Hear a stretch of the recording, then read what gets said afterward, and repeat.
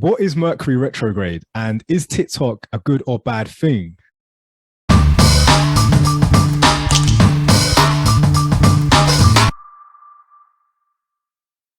Welcome everyone everywhere. I'm Chris George Julian, and I'm joined today by my co-hosts Michael and Liz. You all right, guys? Yeah, very good. Hi. Yeah, so this is the Very elite. good. Yeah, I'm good. I'm really good. So this is the Elite Thinking Club, and tonight we're going to be talking about like what is Mercury retrograde, and is TikTok a good or bad thing? Is it as bad as people say it is? And yeah, we're going to explore that, and amongst other things as well. So whatever you take from this episode, if you feel like you have to say anything or add to anything, definitely do comment. And if you haven't done so already, hit the like and the subscribe button because we're growing. Not going to lie, we're getting there. 212 subscribers now on the YouTube. Let's go. Oh, yeah. Right. Thanks. So Mads can't be tonight, so but she'll be on the next one, no doubt, if you were looking forward to seeing her. But tonight you got us three. So before we go any further, you cannot change anything unless you're willing to understand it. And you cannot understand it unless you're willing to explore it. A good debate doesn't get ugly. We may talk of things that make people feel vulnerable. Beliefs held sacred may be challenged because of life experiences, but we're not trying to make people wrong or to incite a riot, but simply explore. So welcome to the Elite Thinking Club. So, guys, I can feel sometimes that I'm not myself, right? When I wake up in the morning, it's just like my head, or I just feel like I'm having a hangover and I don't even drink. Why am I feeling this way? Next thing you know, the buzzword is, it's like Mercury's in the Gatorade, or in, what do you mean Gatorade? Mercury's in retrograde. So Mercury's in the retrograde, which means what? What the fuck does that even mean? Like, No, it's going backwards. Mercury is it shifts and it's going backwards. So Mercury, obviously the planet, is shifting, moving backwards, and that affects our planet and that affects us. Right. So this isn't make believe. This isn't just an excuse people this can palm actually off. Happens. This is legit. This is like what affects us physically and mentally. It's the same as like the moon affects the water. The moon affects the oceans and the sea. And, I don't know if you've heard of people will fill up jars of water and leave them outside, and they literally charge their water via the moon when there's full moon. Yeah, and I know people put out their crystals as well, don't they? They leave them on the window ledge. They're all receptive of the power from the moon. So it's the universe. Yeah, 100%. Like I don't disagree with this. Like, guys, we explore everything, and I'm open to all of this. Like, I do like feel when the moon is full that everyone goes crazy. Like the conversations really does affect people, and also like women, it affects women's cycles and things like that. Honestly, it really does. It has a massive effect on the body. But the Mercury retrograde is actually, it started, I think it was the 27th of September, and it's going until today or tomorrow. So hopefully we will start to feel a shift in the next few days, and you might start to feel a bit more uplifted and a bit more yourself, because that should be shifting and passing, but you're coming to the end of it, and that's where I think it's more felt quite deeply, so because it's like a slug.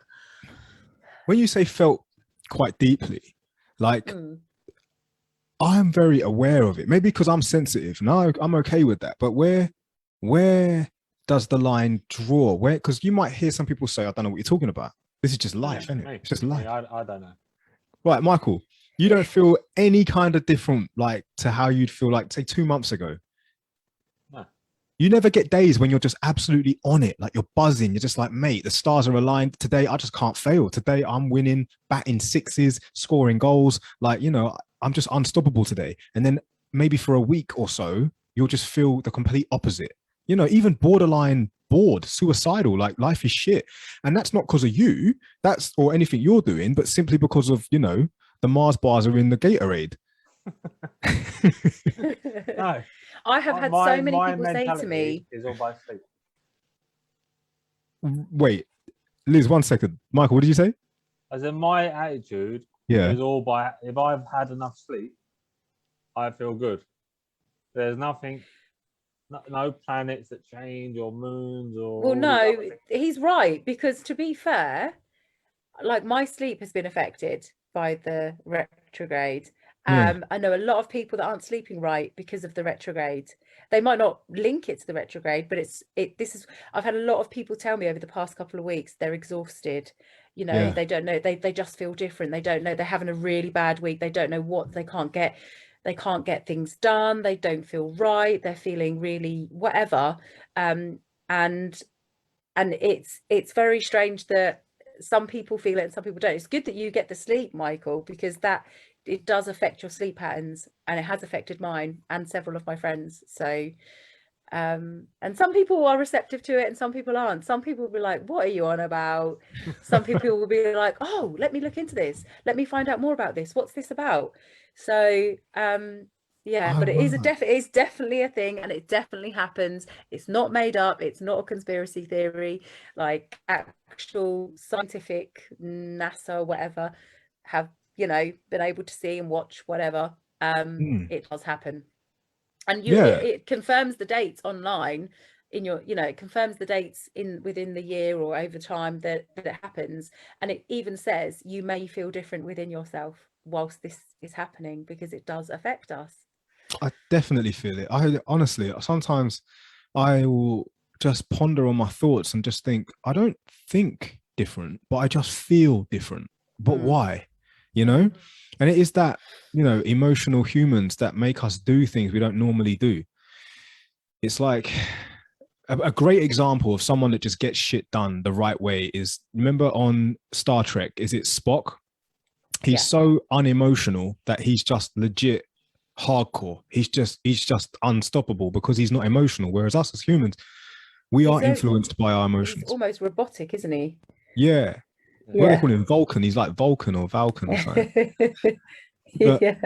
But because we are emotional and we do feel, and it's just heartbreaking that, you know, if you're governed by these planets and stars and moons and crystals, that it's out of your control. Like you have to endure this hardship of retrograde. Mercury's in a retrograde. You know what I mean? That's what was, you know, when we was talking earlier about it, I just feel like sometimes just life. Why? We should have countermeasures for this. If we know it's legit thing, it should be broadcast on the news. Like Mercury's going into the retrograde. Everybody everywhere, stock up on all the stuff that makes you feel good in life. And get to the forest and have a rave, have a week-long festival. Just go, swallow the mushrooms. yeah. Get on the shrooms. Oh dear. Okay. We're not trying to promote drugs here, but you know, not at all. But it's definitely worth a look. I mean, have you guys heard of the stoned ape theory? I think you brought it up before. Yeah. This I really, really like. So, you know, for any of the viewers as well, if you've heard about it, let us know, because, you know, we want to know what you guys know. But the stoned ape theory, right, is in a theory that we wouldn't evolve to be the humans we are had it not been for our ancestors eating mushrooms. So hear me out. Our ape ancestors stumbled across some mushrooms, ate them, and then they started having these visions, like the neuro pathways, the neurological pathways in the brain. They started to develop new ones. They started to develop more and more and more because they kept eating these mushrooms and getting enlightened and going on mad trips, but were helping them to see things that they couldn't see as basic apes. And the theory is they kept doing this for so long that we just started to develop intelligence because of mushrooms. Now, if you haven't watched this documentary on Netflix about mushrooms, like, and understand mycelium and the network of mycelium that's running underneath us right now as we speak, due to mushrooms, then you need to do that, right? But it will just give you a better insight into what I'm saying, because I'm not going to talk like I'm some expert, because I'm not. But what I am understanding is that the mushrooms give you power to create new neurological connections, hence creating brain power, and then just developing better intelligence. So yeah. The stoned ape theory, that's the theory. I really find this fascinating, and I really want to try. I really want to try it. I know we spoke before about I can't say it properly. Is it Ayahuasca? I can't remember how to say it, but Ayahuasca. Yeah, that's it. I would really like to do it. I would really like to just do it and, you know, go for a long walk whilst doing it and just all right, experience, quick one, Liz, yeah. Just so you're aware, the ayahuasca experience, right? And this is what I've researched. It isn't one that you'll get up and walk from. Apparently, no, not that one. I'm on about like mushrooms. Yeah. Get on the shrooms and that. Yeah, I mean, Stoned it scares ape. me. We're joking. All fake because I'm not talking about. It scares me because I just I don't even eat normal mushrooms. Yeah, I love like mushrooms. them, but it's more the psychedelic side that interests me, and how it does open up, you know, your neurological pathways. I that really gets me. And for that, I would get over my fear of it and try, definitely, in a safe environment. We're not trying it. YouTube, we're not trying. We're all adults here. There's a lot of research, behind, like, you know, expanding consciousness and expanding like your experience of life, because your experience of life is what you make it. You can go out and drink alcohol, you can smoke a cigarette, you can do a paracetamol, you know, all these things that we take that alter our physical or mental state is drugs.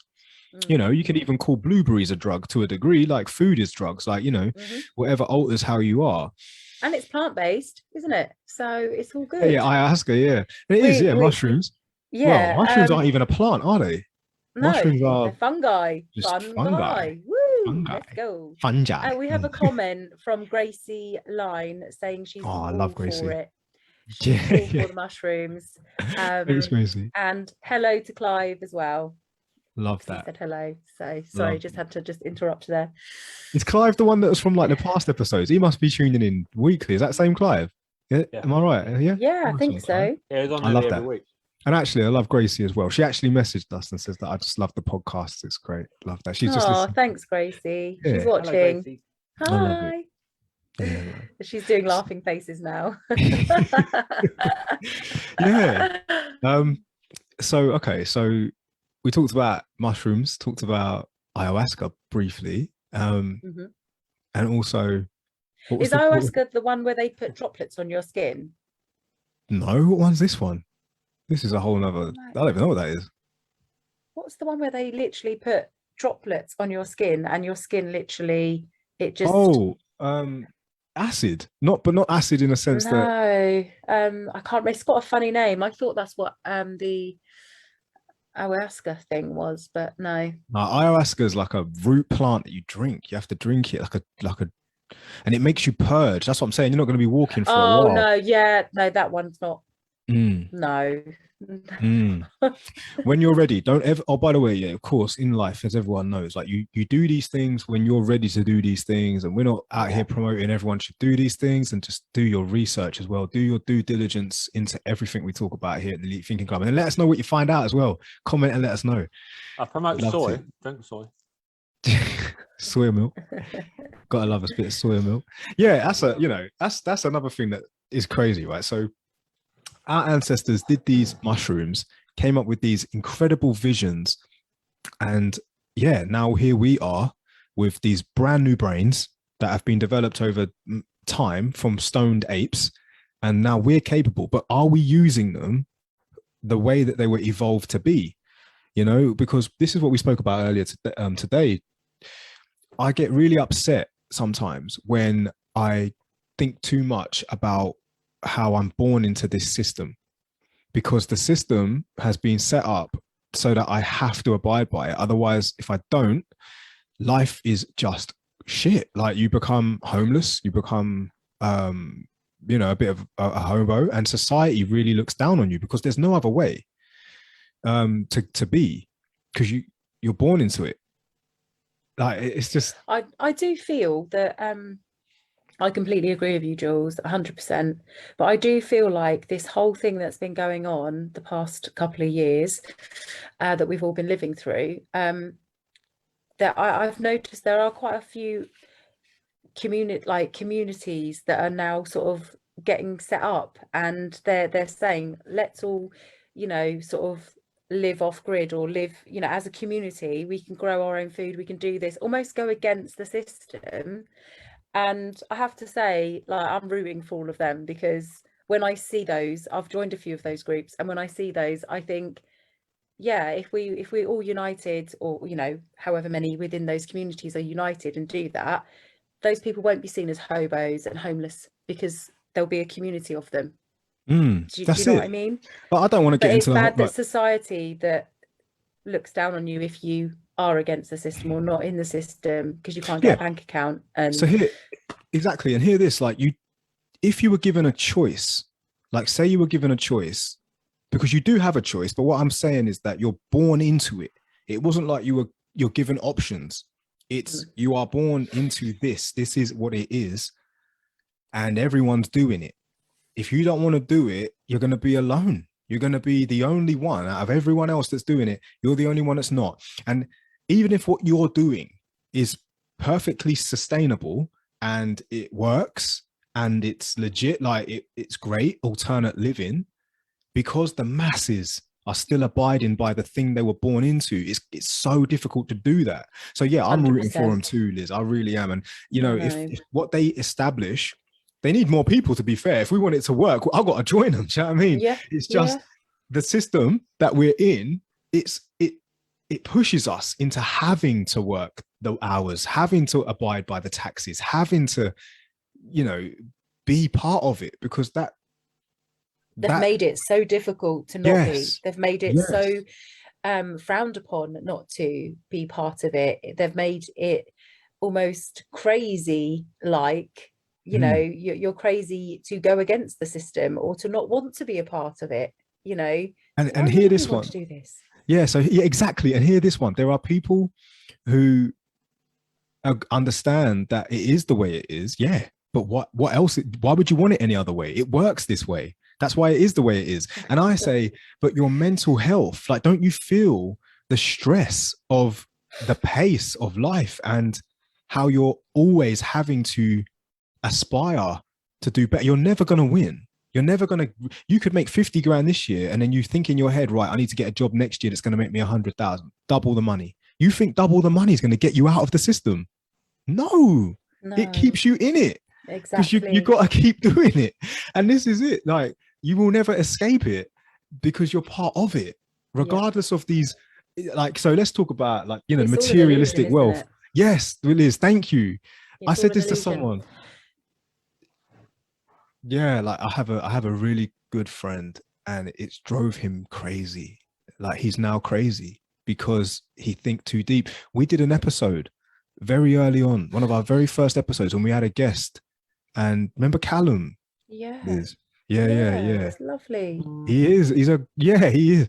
And like, you know, I don't speak my man's business, but he's just completely off the radar now. He's like, I'm not doing it. I message him and he's just like, gets back to me every 4 months. Like, he's just like, yeah, I'm still alive, but you know how it is. I'm like, yeah, I know how it is, man. And actually, he's talked about mushrooms for time. Like, we should all get together and do it. He likes to forage. Yeah, he likes to forage. We should film it. We're not doing it, We're not doing it.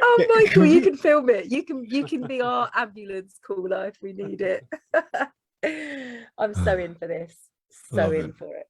Michael, what do you think about the system? Real quick. You like it? Until not long ago, I was about 8% into it. I mean, I don't like the fact that I think of quite weird things, which is shocking, I know.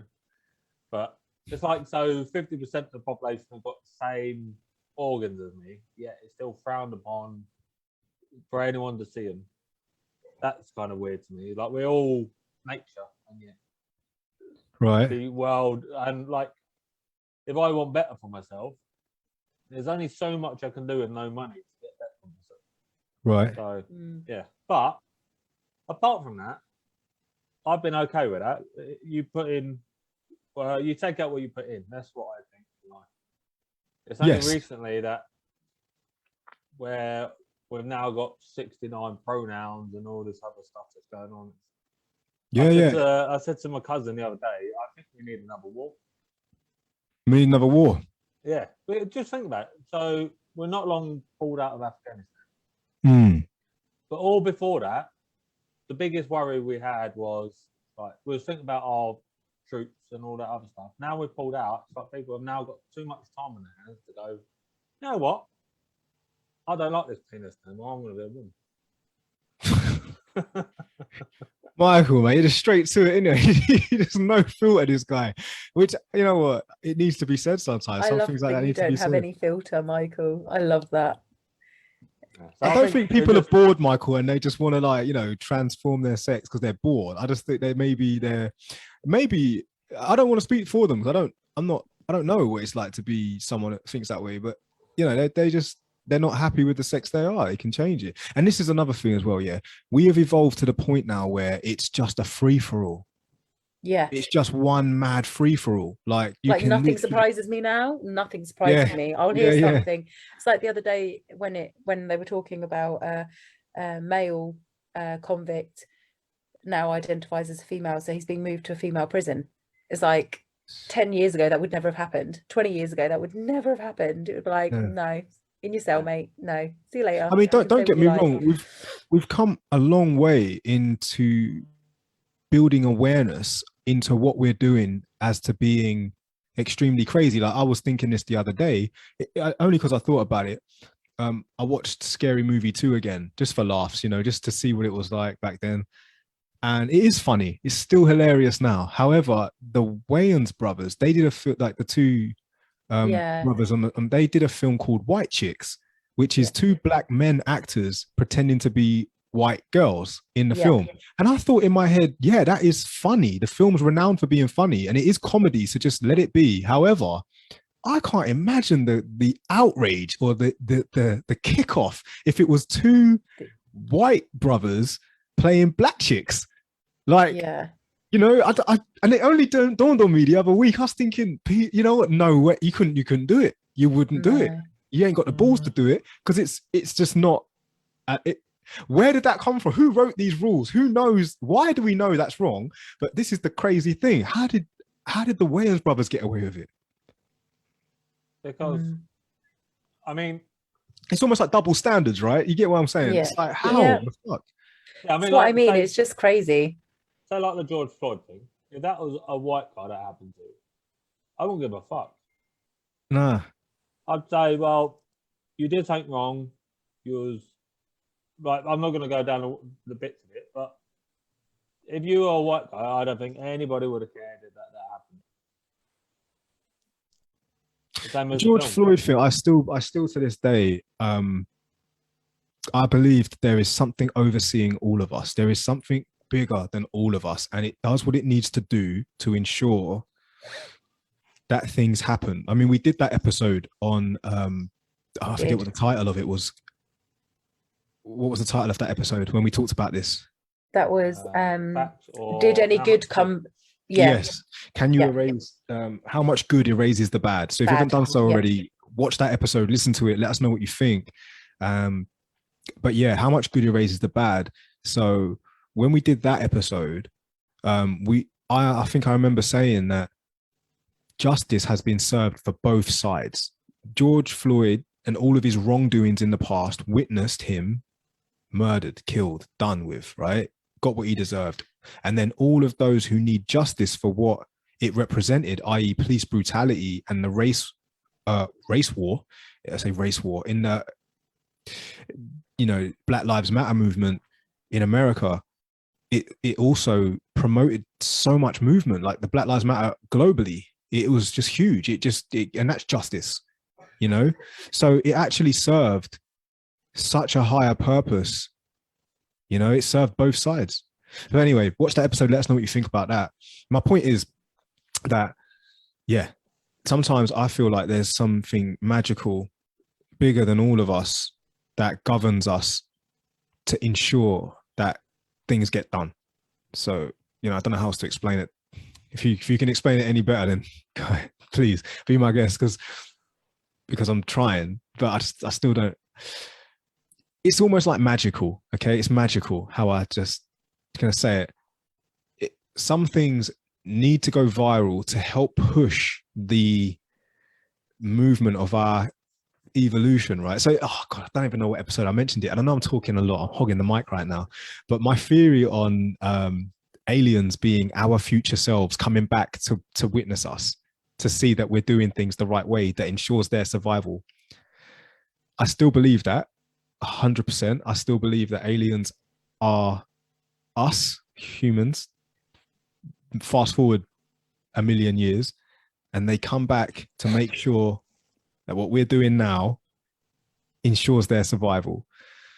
It is a bit more deeper than that. I do have a bigger, deeper theory. Well, keep talking. Elaborate I on need to see off.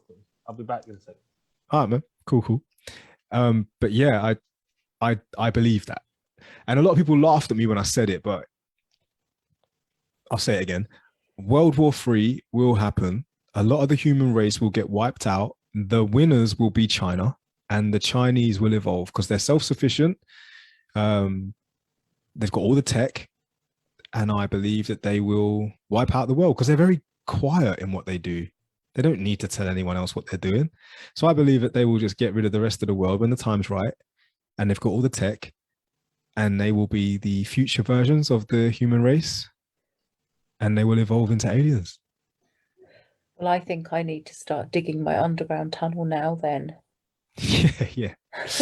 There's 100%. Because I still want to be here for a little while longer.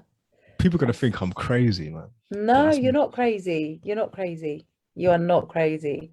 You are open-minded, and you have read a lot of books, and you're very, very, very intelligent. So yes, I take on board everything that you say.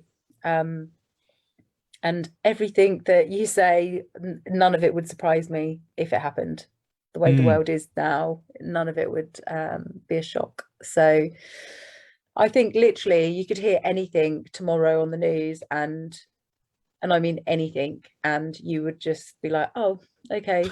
I think we're being very desensitized by a lot of the things that are on like Netflix, and a lot of the things that we see, you know, the propaganda and the things we hear on the radio. I think we are, and have been for a long time, we're being primed and desensitized to a lot of things. So when it's not so much a shock, I think, as well, when we see certain things or hear certain things now. I don't know if that's part of our evolving or part of our, so speaking of like news wipeout. So it's a lot easier to control a race of numbskulls than a race of thinkers. I don't know who said it, but it was something along the lines of, I don't fear a nation of wolves run by a sheep or something like that, a goat. I do fear a nation of sheep ruled by a lion, led by a lion or something like that. I don't know if it was that way around or whatever, but it's something along them lines. Someone That's right. Comment if you know what the hell I'm chatting about. Yeah, no, it's right. In a nutshell, if you can over time, eliminate creative thinking, breed imagination, breed submission, just like they do with dogs. They've bred dogs into submission, domesticated. If you can do that to dogs, there's nothing stopping you doing it to humans. And the worst thing about it is we're so evolved now in a sense that they can tap into us. It's a biological war. Like we are now addicted to the foods, we're addicted to the lifestyles, we're addicted to the prescription drugs, the drugs.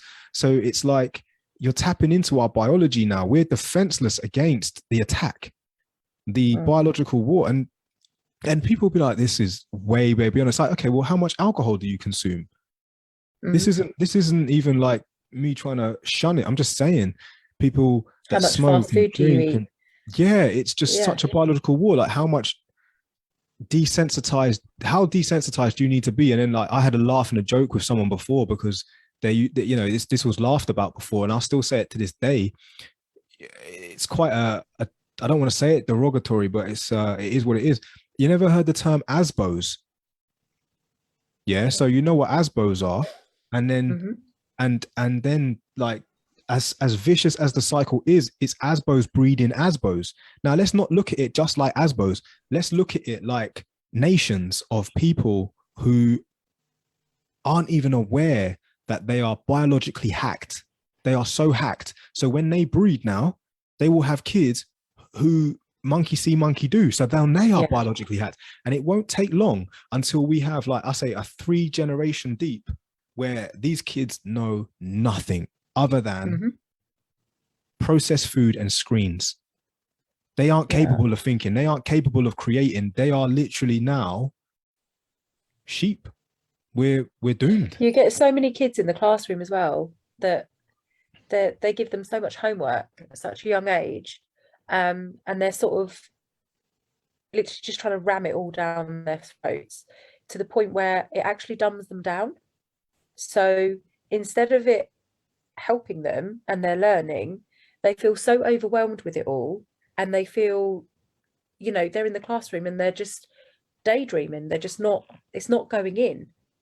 And I just think that that's not good, because we Also, we need the kids to be the next generation, the next geniuses, that the next rocket builders, that just we need that. And to think that there's a lot of children that are really struggling with it all, I'm struggling with it all. Like, I'm not even. This is like, Michael. I am gonna say, I'm gonna come back to you, but this isn't even me trying to be like, oh, we've got it all right and everything else is wrong. No, take a good look at yourself. It took me years and years to discipline myself to stay off of the things that destroy me. And I mean that in a biological sense. Like, alcohol does not serve us. It's depressant. Why the hell, like, am I drinking cow's milk still to this day? That's for baby cows, but you're hypnotized. It's a biological thing. Again, I'll speak for all men. If you follow me on TikTok, you know that I'm open about this. Pornography, get off it. It's such a fucking biological tool. Like, you're so desensitized. You see more nudity in 20 minutes than your granddad did his whole life. You know what I mean? We're so, fast foods. Really think about it. Processed foods. How much of it are you consuming? And it's not good enough to say, oh, I only eat one every 3 days or 4 days. And then not only that, the consumption of dairy and things that are just killing you, smoking every day. And that people look like, all of these intolerances that we have nowadays that we never had before. Yeah. And then they wonder why we've got like health issues. Like, it's ridiculous. Now, I'm not here to tell people what they should and shouldn't do with their lives. No. And this is what broke my heart earlier. Michael, I'm definitely coming back to you 100%. This is what broke my heart earlier. I was on the phone to someone on my way home from work, and I said to them, why am I doing this? Like, life is supposed to be enjoyed. Why do I undergo all these disciplines? What do I get out of it at the end of the day? A life of sadness, just looking at everybody else having fun, and I'm thinking, what the fuck? What the hell? Do you know what I mean? Why are you doing this? Now, it isn't that I don't want a life of fun. Life's great. Health is great. It's just sometimes you do feel like some people probably do know, but they're just like, life's too short. Life's too short, Jules. It is what it is now. Like, you've only got like 80 years. Go out there and have an awesome time, mate. Go and get absolutely wrecked. Go and, just don't be so hard on yourself that, it is what it is. And I'm thinking, okay, I miss smoking, but if I put that cigarette to my lips, I will quickly be reminded of why I stopped. I know that. Yeah. If I do drugs, yeah, I do it. I chose not to do it for a reason, but it just gets to a point when you realize, or you feel like, what am I doing it for? But again, this is the biological war. Yeah. If I give into it and I submit to it, I'm now owned by it. Yeah. And unfortunately, that will have a mass knock-on effect. It's deep. Michael, sorry, brother. What were you going to say? Oh, I was just going to say about the school thing. Yeah. Like, when I was at school, because they gave you so much homework, in the end, I just didn't want to learn myself. So if you are forced to learn, then it dumbs you down. You're literally going to do what you need to do to get by. Yeah. But then the other stuff, it's ineffective. It's ineffective. Yeah.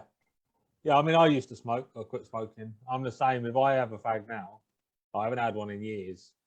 But I was out drinking. I had a bit of a fag, and I was like, yeah, I remember why I don't smoke anymore. Does it feel weird? Does it feel weird for you guys that you used to literally sit there and light up and do that? Does it feel, you look back on yourself and think, like, oh my gosh, like I used to do that? That is a massive thing to kick a habit like that, because it is so addictive. So you should give yourselves a huge pat on the back for that, because that is a massive self-control discipline. Well, I give up because I watched my dad die of cancer. That's the only reason why I give up. Yeah. If I didn't see that, like I was outside one day with a fag in my hand, just like, this is what killed my superhero. So if that can kill him, he's gonna kill me. So yeah. So I'll give that up for a few years, and then I started vaping. And then so I had some problems with my lungs, and I was like, maybe it's the vape. So I'll give that up. Alcohol, like I said, I rarely drink alcohol, but I mean, I can drink when I do drink. But I mean, I've had a bottle of Baileys in my fridge for the last 2 weeks, and I just, my missus like, oh, you haven't touched that, I was like, yeah, I will one day.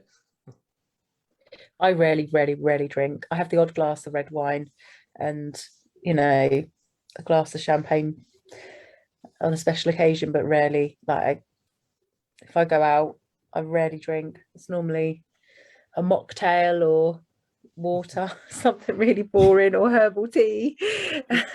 People look at me like, you're an old lady. I'm not. I still to this day question why I don't drink. Like, I know why I don't drink, like health and state of mind and thinking. But also,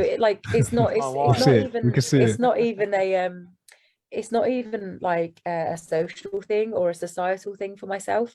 Like, for me, I genuinely don't really like the taste of it, and my body just like, it's like an intolerance. It doesn't, there's only literally probably a handful of alcoholic beverages that I can stomach and that I would enjoy drinking. But here's the thing, ones that don't taste like alcohol. But here's the thing, right? So life, like we spoke about earlier today or tonight, it's forced itself on you.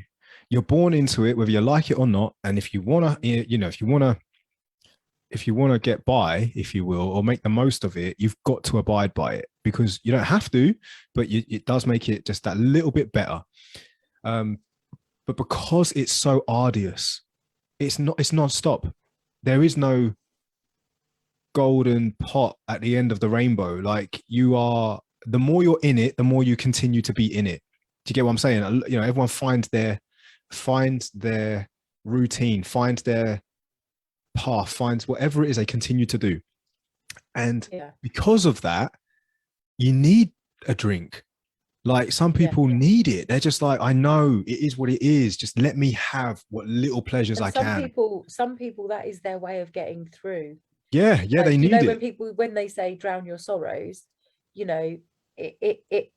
it's not a saying for nothing. A lot of people need it to just really be able to get up the next morning and continue with the cycle of it all again. But this is what breaks my heart, Liz. This is what breaks my heart. I know, you're resorting to that to get by. Why not just don't look for the cure? Like, what is it? We weren't meant for that. Like, prevention is better than cure. Yeah, we weren't meant for that. Like, we are not living the way nature. Yeah, the root cause of the problem. I never understood that. I never understood drinking. You got problems. The root cause of the problem. Because I think it blocks it out, or it just makes people feel, different, doesn't it? It's the same as drugs. It gives people the high, and then there's the come down, and it's like they don't have to be. They kind of get moments out of reality. Yeah, oh my god. That's what it is. Oh my god. It takes them out of reality. Takes them the moments away from they break away from it. Liz, I love that you said that. That's why. Yeah, and that's what it's all about, and that's why people do it. And often when you get addicts or people who are like, I can't not have a drink when I go out, or I can't not smoke, or whatever it is, it's because they get used to that being their way out. you know, of the daily feeling and the boredom, or just the grind of it all, and just the unnatural feeling of the system that we're in, which we are going to feel. A lot of people, you often hear in your lifetime, you have met, Michael, and I'm sure Jules I have met plenty of people that say, I just feel that I'm not meant to be here. I just feel like I'm not from this planet. I just feel like this life isn't for me. I just feel like I'm not living I'm not my true self. I'm not living my real life. You know, I hear that so much now, and I've felt it myself a lot. I've always felt like I'm not for this time. Not, you know, so if people feel that really deeply, I can understand why they need to get out of that feeling. I totally agree with you. I feel like something's not right. Yeah, it isn't that I'm in the wrong place. I just feel like something's not right. Like this is not right with the world. Yeah, there is a huge injustice going on right here, and I can't pinpoint who's done it. Or strongly, I feel that so strongly. The injustice, that is the word. So much, I feel that. I just understand, and I might not have the grasp of it, like the whole of it, but I just know there's supposed to be so much more to it than this. Yes. You know. And I feel like we're all blocked from it. We're all being blocked from it. Yeah. Yeah. Now, I am not doom and gloom. This is not the doom and gloom podcast. You know, if you haven't watched our previous episode, check them out, because we don't talk about this all the time. This is just tonight's episode, and we have got future episodes that we definitely want to cover, like topics of discussion, which I actually want to talk about next week. So if you are watching now, or you're watching this video and you haven't done so already, hit the subscribe button, because next week's episode, we're actually going to be talking about something that I came across earlier in regards to talking with a friend. She says, you know, do you know what it's like for a girl to walk the streets at night? I said, of course I don't. I'm a flipping bloke, you know? So we're going to be covering women's safety. And she said, you know what it's like for a girl to be in the gym? And I said, no, I don't. I'm a bloke. She goes, well, I would like you to do an episode on that. So if you haven't done so already, tune into that. We're going to be exploring that next week. It's, you know, I would like to know what women experience in the gym, because, you know, from a bloke's perspective, I just don't see it. I'm like, I get we'll talk about it next week. Don't worry about it. You haven't done so already. Hit the like, hit the subscribe, and tune into it next week. It's starting to go into it. Yeah, I was about to reply to that as well, like getting into it. Yeah. Okay. I love how we go from, we start and it's like Mercury retrograde, and then we like just go into all these different things. I absolutely love it, because it's my kind of podcast. I would listen to it, just like, oh, what are they talking about now? Oh, I love it. I just love how it flows into different things. It's just brilliant. What are we talking about? Mercury retrograde. Oh, we haven't even talked about, is TikTok a bad thing? You started talking about mushrooms, stoned ape theory, the government, the system, alcohol, drugs, biological, bio-war. So much soy. I'm gonna urinate again. Okay, right. Whilst Michael goes to the toilet, let's move on to the next topic. He'll jump back in straight away. TikTok. Is TikTok a bad thing, or as bad as people say it is? Now, before like, you'll know, I have been on TikTok, and I like TikTok. I like going on TikTok live. I have a great following. My audience, they're great. You know, I see familiar people that I've never met. I've just connected with online, and I really, really enjoy connecting with them. So for me, I don't see any negative with TikTok. I think TikTok's amazing. It makes me laugh. It's fun. Educational as well, very educational if you follow the right people. But where does this negative stigma come from? So Liz, are you on TikTok? No, I'm not. To be honest, I think for me, when it came out, and when like America banned it for a short while because of the whole China getting the data and watching people and stuff like that, that kind of put me off. But also, I don't have the time for it, if I'm honest. If I got it, I think it would be another distraction, and I would use it probably like yourself with regards to, I would follow educational people and a few funny people for entertainment. But I personally don't have a use for it for myself. Like I wouldn't have time to do videos and stuff like that. But that's just me personally. I understand that a lot of people make a living out of it. A lot of people have used it for their, you know, their blogs and, you know, for their businesses, and, you know, a lot of them are influencers. So I get it. I get how that's a positive in that respect. It's a positive platform for those types of people. And I think if it's promoting positive things, educational things, you know, and awareness of stuff, I think it's brilliant. Anything that does any of those things is brilliant. I do, however, think that it's quite a negative thing, I think, for children to be exposed to at a young age, because I think it does cause addiction if it's not monitored properly. So and I think it is a huge distraction for children, and I think also they can get exposed to things on there that if you don't monitor, there's always going to be things that they're going to see or hear or be influenced by. But that's my personal opinion on it. Yeah, brilliant. And I love that you brought in that it is time consuming. It is so time consuming, because like I said, I'm on TikTok and I haven't posted much in a few months because I found myself, it's taking up a lot of my time. And before you know it, you're literally living on your phone. Yeah. So, yeah, I can't say it's all great, but you just got to be careful. Michael, what's your views on TikTok?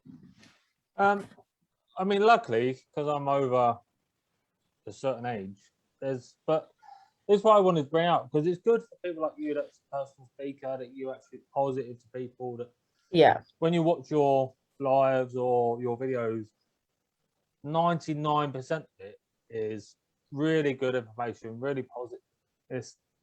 But there's so much stuff on my page that is just literally half naked women.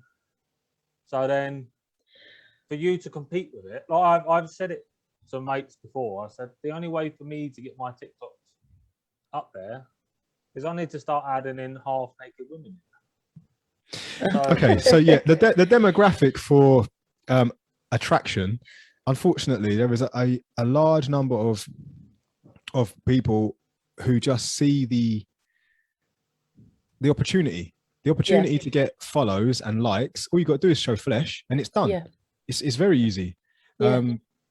But then, you know, that does take away what we in essence want. We want more than just that. We want, but also, like, go back to what we just spoke about with regards to, but that's not just TikTok, you know, alcohol like and Instagram, cigarettes and porn.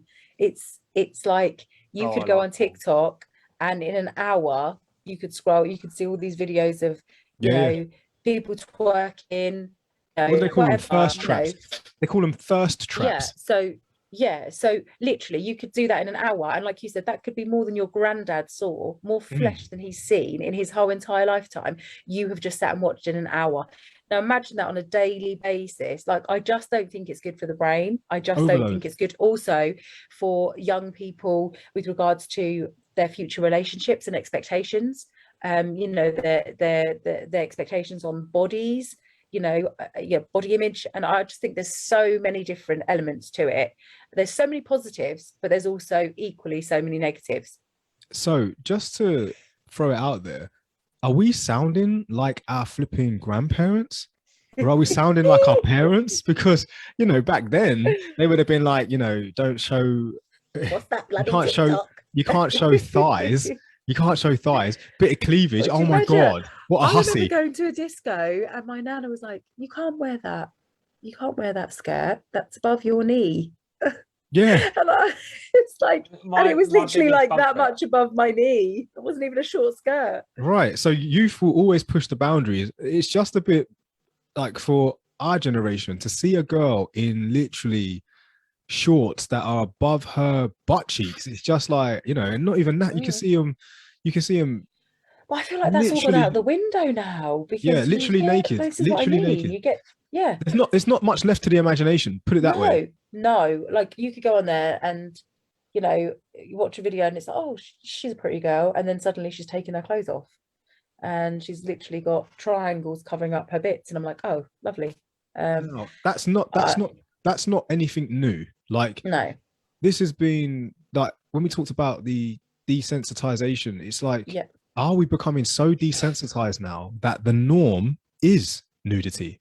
That the norm is violence? We're not appreciating it. We're not appreciating. Oh, I do.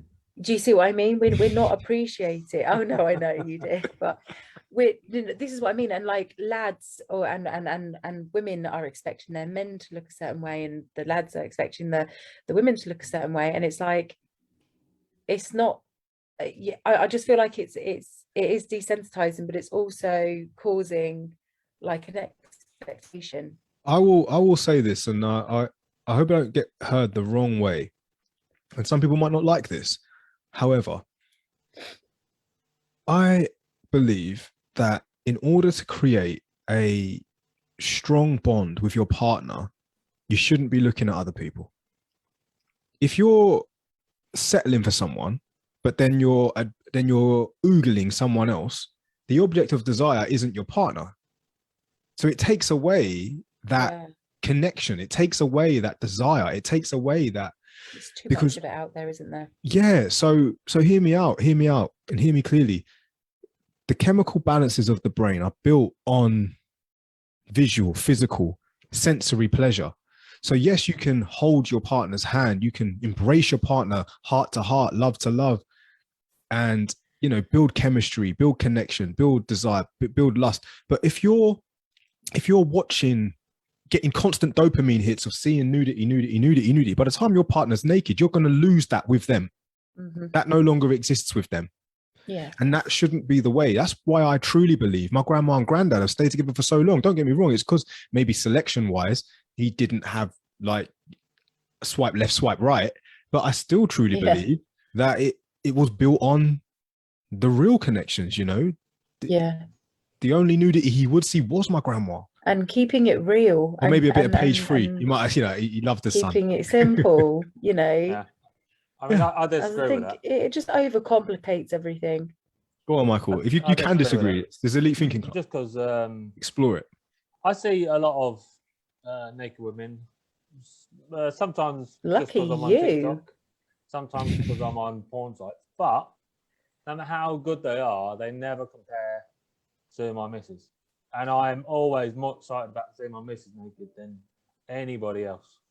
Right, and this again, okay, so that is a perfect counter argument, because someone even said to me, Jules, isn't it exciting to explore those realms with your missus? And I would say, I suppose it is, but what if you were, like, say for women or even men, insecure? You're not that person that your partner's now seeing as the object of desire. Does that not? I think some people are open to certain things, but I also think some people, maybe because of insecurities or whatever, or just because they're just not that way, they would find that really hard. I think that, and even that performance would even be looking. Performance is a thing as well. Like there's this expectation now from, I'll put myself in the same category. I would expect, because of like sex education from pornography, for girls to be a certain way. They're not that way. These are porn stars. These are entertainers. These are professionals at doing that. You know what I mean? Reality in that sometimes. Like it just reality is better. I've never seen anything on a porno that she can't do better. And I last at least 2 minutes. Look, we're going way off here. We went from TikTok to like extreme, but that's okay. Elite Thinking Club, explore. Right, if you're watching this and you've got anything to say, let us know what you say, because contribute to the conversation. Check and see if there are any comments. Yeah, we want to hear what you have to say. Got some. And again, if you haven't done so already and you're this far into the episode, hit the like, hit the subscribe button. It helps us grow as a channel and a podcast. So happy days.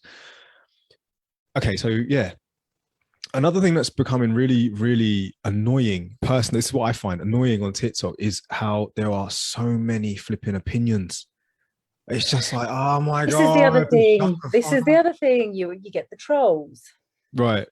Someone will say something that was just spot on. Let's talk about Mercury Retrograde. Yes. And then some flipping guy or woman will come on duet and be like, well, did you know? And I was like, just shut the fuck up. Just shut up. We were happy with what we got. We don't know. We do know. So just go back to wherever you were doing. Yeah, no. Yeah. I mean, maybe I haven't seen it on TikTok, but yeah. I mean, I watch a lot of YouTube videos. Some on GTA, some on like Ladder with Chowder, things like that. And you just see people just have to make a comment. Like it's not even needed, and they have to make a comment that just it makes no sense. Like you could have just gone, no, I don't like it. I want to not watch it. And sometimes the comments, you're just like, why did you even bother commenting? Like it wasn't even worth your time. We've had a few typing it. When you see our question, and it is like it warrants like at least questions, and you get people that go no, nah, and you just think, why did you put nah? Just why did you need to? Honestly, yeah. We've had a few on our YouTube videos. We've had a few people be like, who are these stoners? We're not stoners. Yeah, on the comments on the YouTube. Some people are like, who are these stoners? Right. I was gonna say something. You lot are sleeping or something, and I didn't know whether he meant us or no. You lot thinks you lot need to wake up, and I was like, is he talking to us or is he talking about what we're talking about? I love it. A comment's a comment. I was like, yeah. Well, thanks for watching. Yeah, I mean, cheers. It's nice to know how we're being perceived and understood. This is another thing as well, though. I love the internet, because when I am feeling a little bit low, a little bit down, I can always rely on the internet to make me crack up. I've seen some funny memes, funny videos, and people just being themselves, and it's just brilliant. I just think this is great, because there are like talking about these addictions though, and biological thing that we're talking about. There's pros and cons to all of it, and we're just exploring here, guys, as we always do. But there are moments when I know I am a little bit addicted to social media. Yeah. However, I do need it, because it's the dopamine hits, it's the comedy, it's the fun stuff that I'm looking for. So I'm scrolling, and I'm scrolling to get what I want to find. But when I do find it, it is golden, because I am laughing out loud. I am hysterically laughing, and I need that. You know what I mean? I need that. Of course. That's why, I love the comedians and I love the banter. And sometimes reading the comment section is the funny part of it. It is funny. I'm like, they are ruthless. I sometimes read the reviews on like Rate My Plate, and just like there was just all sorts like reviews on products, and you like people that the stuff they actually write in is just brilliant. It's absolutely brilliant. You do need it, because that's your alcohol. That's better than totally. I've been hooked on Dave Chapelle. I love Dave Chapelle. Have you watched his latest one? Brilliant. So this is so good. I'm going to promote him, man. I love the guy. His latest one, spot on.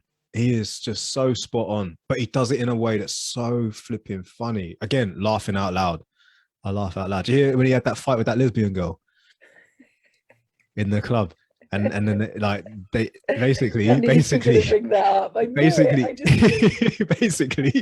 he's like, he saw some other girl, he sees a girl in the club, and along comes this lesbian, like full-on butch guy. Yo, get away from my woman.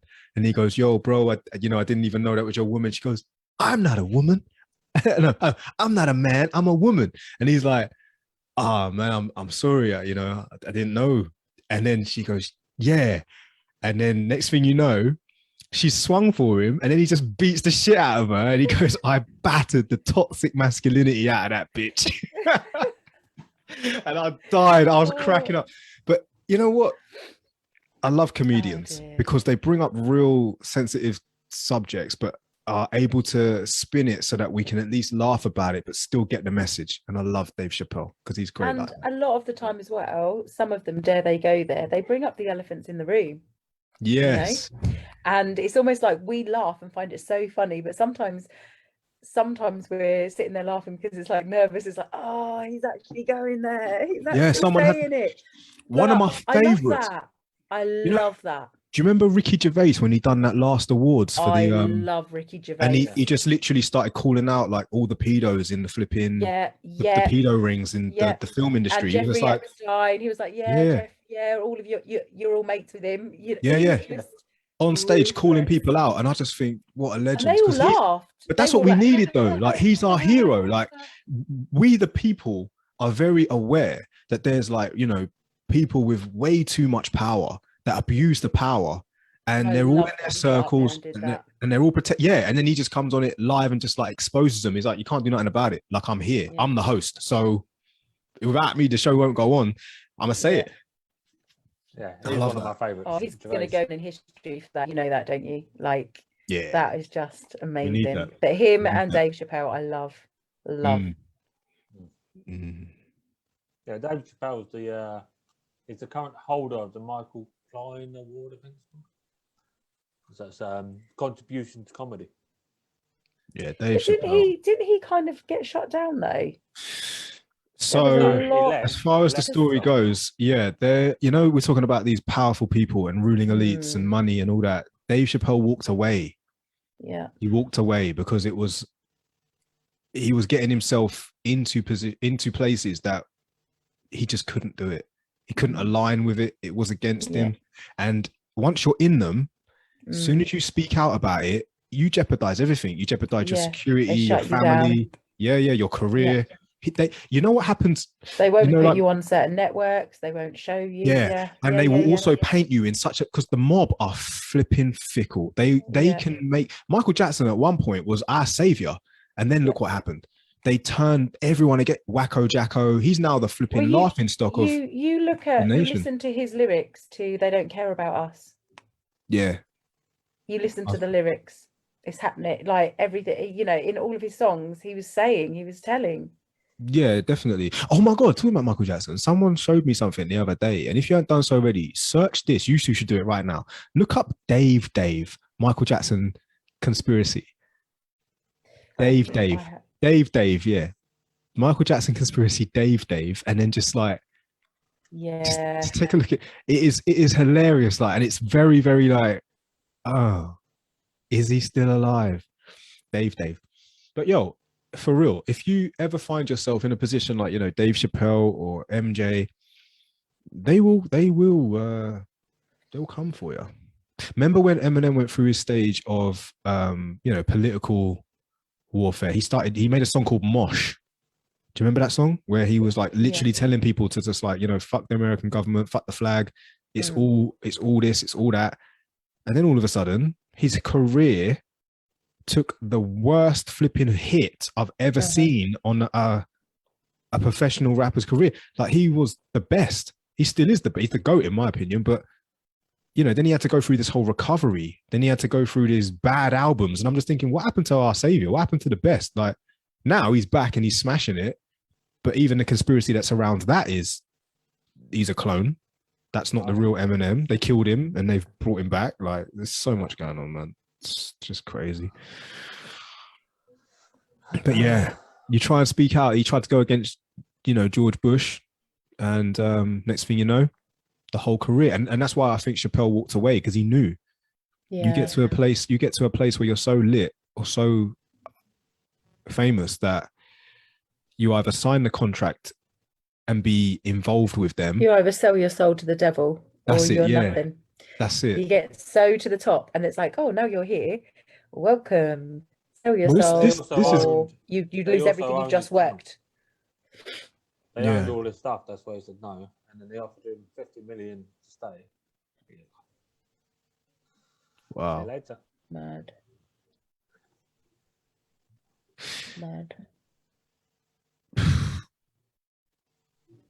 I love the elite thinking. What you would do in that situation, but it must be hard to live with yourself, like morally selling your soul and just. Well, that's why he walked away. Yeah, no, oh no. I would do the same, but it's just Yeah, but the thing is, 50 he's million. 50 million, yes, and he walked away from that. But can you imagine what it's like for someone who doesn't have anything? Like, you'd sell your soul for 10 grand. For some people, do you know what I mean? And this is where they say this conspiracy behind the music industry, where they find these rappers who literally become something overnight, and they are on every station, and they are dressed in whatever way. And that's why there's this big conspiracy right now, especially involved in like the music industry, in the sense that they're trying to hypnotize our youth, our kids, by putting these puppets in the Billboard chart, the number one. That they're making songs that are just, you know, absolutely smashing the industry. Yet, who the hell are they, and where did they come from? But they've been doing this for years, years. You know. Yeah, Eminem mentioned that in some of his songs. Excuse me. Never going to the Grammys or something. Yeah. Oh yeah. People are smashing it, and then just random people won the Grammys, and it's like, well, what's the point of going there?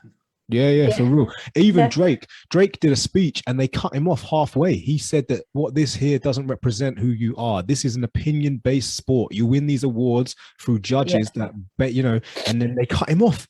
They cut his speech.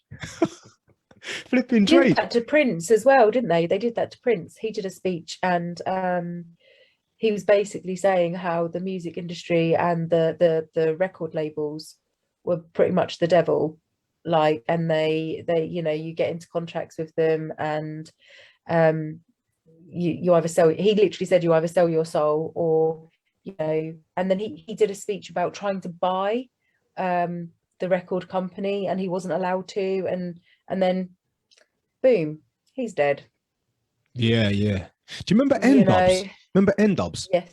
Like, they obviously did really well when they were doing really well, and then all of a sudden it all just went completely bad. What happened and there? Dappy was really outspoken, wasn't he? Yeah, it just went really bad. Now they're just here today, gone tomorrow, I suppose. They just churn them out. Yeah. Oh man, we should just do a whole episode on it. Like, what happens to so and so. Have you seen that Free Britney, the Free Britney campaign? Like, where, like, you know, she was reared, like, groomed from such a young age to be a puppet. And she's just in it for life. She is an example of a lot, you know. And when you see these stars and you're like, oh, they were really great in their heyday, now look, you know, they're addicted to this and they've gone a bit weird, and you don't really, why do you think that they end up like that? Do you know what I mean? It's because, can you imagine your mental health if you just had someone knock on your door in the morning and they told you where you were going to be at 10, where you were going to be at 12, where you've got to go travel to at 2. You're not allowed to see your boyfriend or your girlfriend. You're not allowed to see your friends. You're not allowed a mobile phone. It's really shocking. It's like you literally are a machine earning them all money. Yeah, like you're an employee. Yeah. Crazy thing, man. And people aspire and they see a different side on the stage, and they're like, oh, I want to be like Britney. I want to be rich and famous. I want to be up there singing. She was probably thinking, I wish I was you and normal, you know? Yeah. And free. Yeah. I mean, I think as well, her dad did that as well. And like I said before, like, you offer someone a lifestyle that they've never experienced. I mean, selling your soul to the devil, that's it, isn't it? That's all it is. Like, and they also say the closer you get to God, the harder the devil works to get you. I know it's a touchy subject, but I seriously, like, got a lot of respect for people that suicide. Like, I don't know what sort of pain or hardship they go through, or whether or not they did them, they just had enough. They just thought, I was forced to be in this system, and I want out. I want out. I'm ready for the next world. I think a lot of people, you know, we kind of assume that they're sad souls, but I also think a lot of people, when I did my study, my counselling study, a lot of people that were suicidal would say they were tired. Yeah. They're mentally and emotionally tired of of life and of the world. And it wasn't necessarily a sadness, it was a tiredness. I'm way too young to be feeling this old. You know what, Liz? What you just said, I've been saying this for flipping ages. I shouldn't really get emotional on this, but this is the God's honest truth, right? Every flipping day, sometimes I just say to myself, you know what, I'm just done. I'm actually done. You mean I have to live like this now for the next flipping 70 years? Because I'm going to live to 100. If I maintain my health the way I am, I'm going to live to 100. 70 years, I have to keep feeling like this. I'm out. I'm out. What's the point? Like, tell me, what is the point? Especially, who am I? Am I Elon Musk? Am I going to do something for the human race that, you know, is going to do something? I don't know. Am I living for hope? What am I living for? Because this is, oh my God, you're so right. I'm not suicidal, guys. Just so you know, I'm not on this podcast saying, oh my God, Jules is going to take his life. That is not that. I'm not depressed. I'm not sad. But you are so right when you say, I'm just tired. It's tiredness, yeah. So and that's the, you know, we have the assumption that people are sad, and that, you know, and I'm not saying that that some people who have chosen the route of suicide aren't sad. They are. Some are deeply sad souls, but a lot of it is they are tired in their souls. They are so tired of the system, the way of life, the way we're living, the way it makes us feel. The way it makes us feel.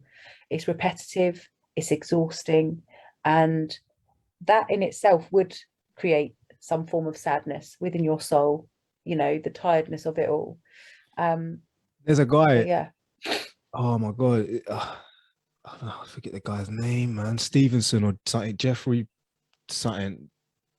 He's a speaker, and he talks about the importance of family, kids, pets. Like, you know, they breed this sense of life back into you. Like you need it. You need it. You're no longer waking up for you. You wake up for them. They fulfill you. They keep you going. But it's the truth though. Like what you said about the tiredness, that is fatiguing to live. I think Marcus Aurelius said it actually. It takes courage to stay alive. It does. Like, or something like that. Yeah, it does. It really does. And I think as well, a lot of people who choose that route are also very lonely within that feeling of tiredness of the system and of life. They, you know, maybe watch people around them and think, am I the only one feeling like this? When they're probably not. Truth be told, they're not. I'm so glad you're speaking, Liz. Like, this is so refreshing to hear, because I feel like that sometimes. I felt like that. Oh, Jules, you're not alone. I promise you. The past 2 years, especially last year, I felt so tired and so alone in this craziness of the world. And it was the tiredness that got me more than anything. I was like, I don't want to wake up every day to this and do this all over again and be tired in my soul and bored of the madness. I want, you know, enlighten me, world, with something that's worthy of my eyes, my time, my soul, because I wasn't feeling it. So hear this one as well, right? So I was actually out at the weekend, and someone said, oh, don't you just like getting dressed up and just going to a bar? And I questioned myself, like, why does that not excite me anymore? What do I gain from that? Like, what am I just going to put on clothes that are different, right? So, okay, get dressed up and then go to this specific place just to drink. Like, that isn't fulfilling for my soul no more. And I'm not saying it's wrong. If people do it, go ahead and do it, enjoy it. That's what you're in it for. A lot of it is just an illusion. But also, what's the next? So I'm supposed to live the rest of my life doing these things that I just think are just like, I'm just beyond it now. Like, it's just like, I can't. I just and can't. It's okay. It's okay to be beyond that, because that means that there's other things out there that fulfill you more.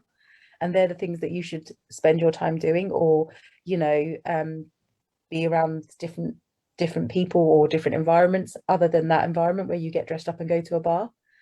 You know what I feel I should do? I feel I should just get on it. Expand the mind. Like, it's not that I'm like bored of life and fed up of life and that. Just maybe this like 3-dimensional thing now, it just no longer does it for me. Maybe I should just like go under controlled environment and just, you know, on the weekend, that's probably why people do get on it at the weekend. And just like that, you know what, this weekend, let's go and do some mushrooms, man. Let's do it. Let's just stone ape wait it. till we meet up.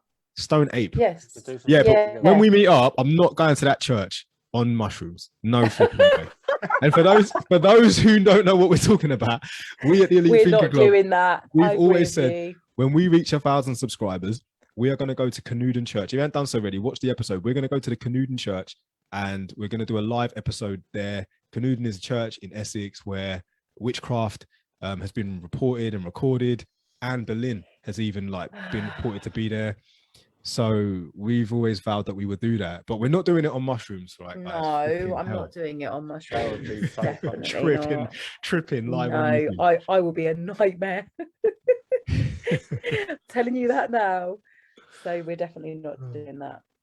Yeah, but you know what? At the same time as well, it's not all that bad because it has its moments, doesn't it? It has its moments of magic. Like even when we did our lockdown, the first lockdown, there was some beauty in that. I don't have the words to describe what happened. But stopped and we had more time. Yeah. Yes. And then you also see the magic when the heartfelt human in you, if you watch when they used to do it on TV adverts at Christmas, there was one advert that really made everybody feel again it might humanity. Yeah. So these moments exist in us, and I feel like that's what we're all really striving towards and hoping for. We're holding on to it for that, so with all of this hardship and all of this tiredness and all of this, the weight of life, I think what keeps us going is that feeling that we all know we're capable of feeling.